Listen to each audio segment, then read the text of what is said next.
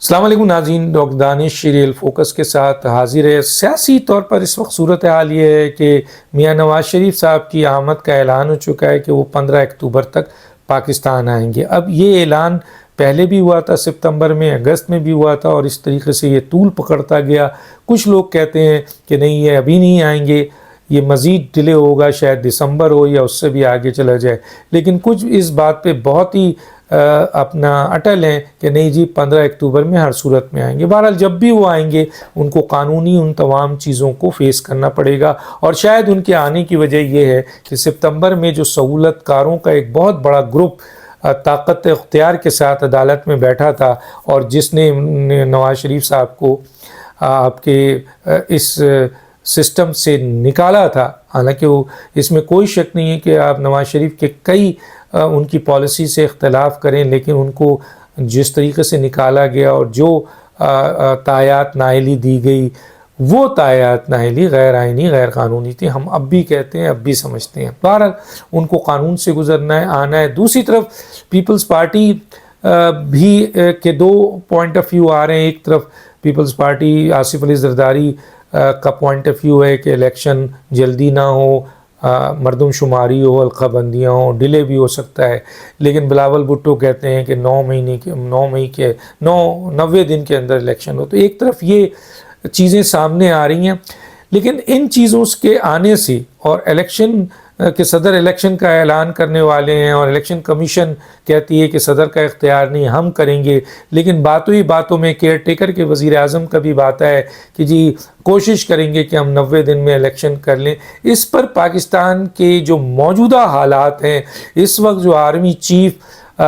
نگراں حکومت کے ساتھ مل کر، جو کہ انہوں نے شہباز شریف صاحب کی حکومت کے ساتھ شروع کر دیا تھا، اسپیشل انویسٹمنٹ فیسیلیٹیشن کونسل، جس میں سرمایہ کاری ہے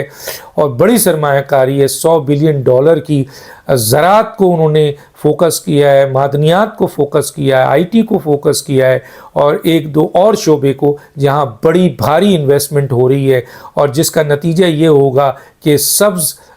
پاکستان کی بات کی گئی ہے، اور ایک تاثر ہے کہ 5 سال کے اندر اندر $50 بلین صرف زراعت پہ انویسٹ ہوگا، اور کئی لاکھ لوگوں کو نوکری ملے گی۔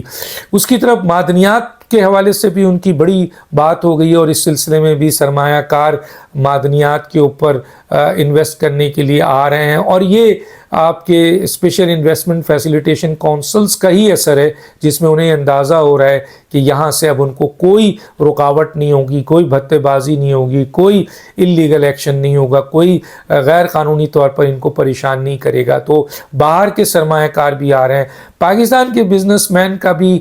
یہ ارادہ ہے کہ جی آرمی چیف نے جو اس وقت دو کام کیا ہے، ایک تو یہ سرمایہ کاری کے حوالے سے یہ کاؤنسلز بنائی ہے، یہ بہت خوش آئین ہے، اور ان کا اعتماد بڑھا ہے، اور وہ آرمی چیف کے ساتھ کھڑے ہو گئے ہیں کہ ہم اپنی سرمایہ کاری یہاں کریں گے۔ دوسری طرف ان کو اس بات پہ بہت خوشی ہے کہ انہوں نے جو مولا بخش اٹھایا ہے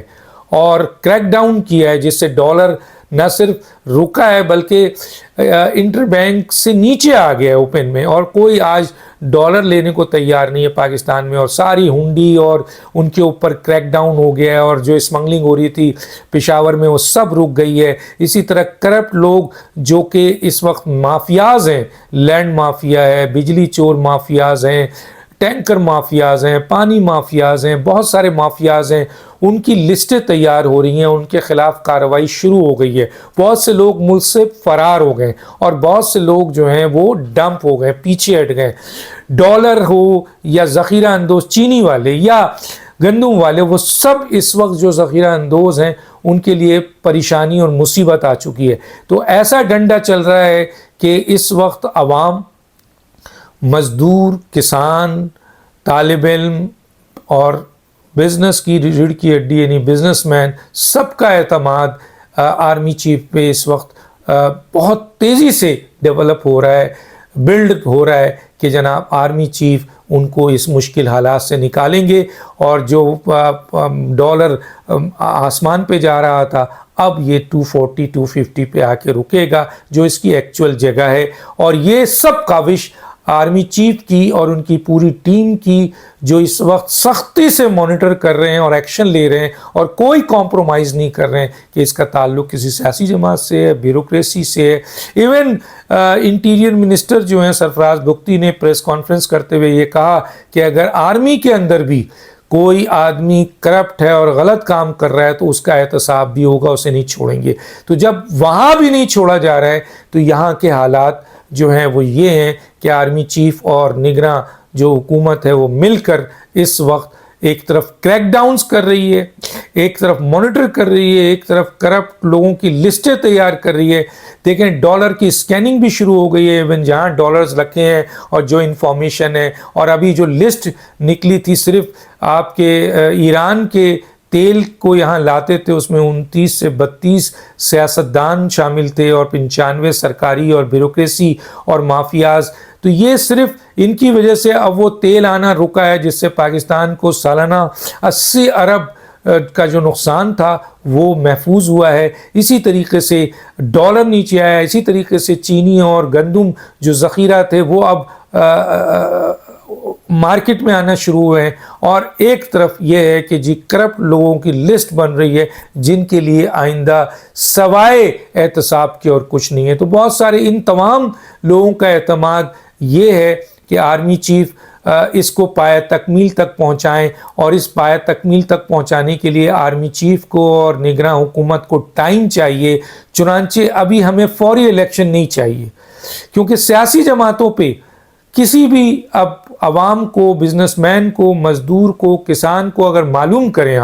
آپ جا کے ان کا انٹرویو لیں، آپ ان سے پوچھیں، سرکاری ملازم، ایون کہ یہ لوگ کسی نہ کسی سیاسی جماعت کے ورکر بھی ہیں، لیکن یہ مڈل کلاس بھی ہیں، یہ اپر مڈل کلاس بھی ہیں جو کہ ختم ہو چکی ہے، یہ غریب بھی ہیں، ان کو اس چیز سے سروکار نہیں ہے، کیونکہ یہ عمران خان کی حکومت بھی دیکھ چکے ہیں، یہ پیپلز پارٹی اور PMLN کی حکومت بھی دیکھ چکے ہیں، یہ دوسری سیاسی جماعتوں کی حکومت بھی دیکھ چکے ہیں، یہ فوجی مارشل لاؤں کی حکومت بھی دیکھ چکے ہیں، اور یہ آپ کے 16 مہینے کی حکومت بھی دیکھ چکے ہیں، اتحادی حکومت جس میں 11 سیاسی جماعتیں تھیں، اور عوام، مزدور، کسان، طالب علم اور بزنس مین، ان کو کوئی ریلیف نہیں تھا۔ جو اب ایک امید کی کرن قائم ہوئی ہے، یہ سب اس بات پہ متفق ہیں کہ پہلے احتساب پھر انتخاب،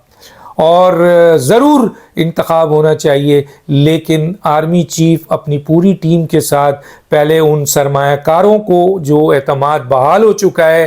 ان کو کام کرنے دیا جائے، ان کی انویسٹمنٹ آنے دی جائے، اور اسی طریقے سے جو کریک ڈاؤن ہے جو ہے اس کو اپنے حتمی انجام تک پہنچنا چاہیے، تاکہ کرپٹ ایسا نہ ہو کہ ڈنڈا اٹھایا گیا جیسے مشرف صاحب کے دور میں، پھر کمپرومائز کر لیا گیا اور پھر تباہی دوبارہ آ گئی۔ وہ کہتے ہیں کہ آرمی چیف اگر آپ نے کمپرومائز کیا، اگر آپ نے ان کو موقع دیا، اگر یہ لوگ پھر حکومت میں آ گئے تو پھر پاکستان کا کیا ہوگا؟ یہ سوال میں نہیں کر رہا، یہ آپ بزنس مین سے پوچھیں، یہ مزدور، کسان، طالب علم اور سرکاری ملازم سے پوچھیں جو کسی بھی صورت میں اس وقت الیکشن کے لیے ایگری نہیں کر رہے ہیں۔ وہ کہہ رہے ہیں کہ یہ ڈنڈا چلنا چاہیے مولا بخش کا، اور یہ سرمایہ کاری ہونی چاہیے تاکہ پاکستان اس بدترین حالات سے نکلے اور اپنا راستہ بنائے، پھر آگے الیکشن ہو، پھر عوام جس کو ووٹ دینا چاہے ضرور دے۔ یہ بہت بڑا ایک ہے، آرمی چیف کے اوپر بڑا اعتماد ہے، اور آرمی چیف کو اپنے اس اعتماد کو پورا کرنا ہے۔ سب سے بڑا انٹرسٹ نیشنل انٹرسٹ ہے، پاکستان سب سے پہلے۔ اگر پاکستان اس سے بلڈ ہو رہا ہے اور کرپشن اور کرپٹ لوگ، کرپٹ مافیا ہر قسم کے، ان کا احتساب ہو رہا ہے، تو پھر پاکستان کی بہتری کے لیے سیاستدانوں کو بھی چاہیے کہ وہ موقع دیں ان کو، کہ اور ان کو سپورٹ کریں تاکہ یہ ان چیزوں سے پاکستان اور پاکستان کی عوام کو اور اس نظام کو بھی جو ہے وہ جو یرغمال ہے اس سے نکال سکے۔ تو دانش کو یاد دیجیے۔ اللہ حافظ۔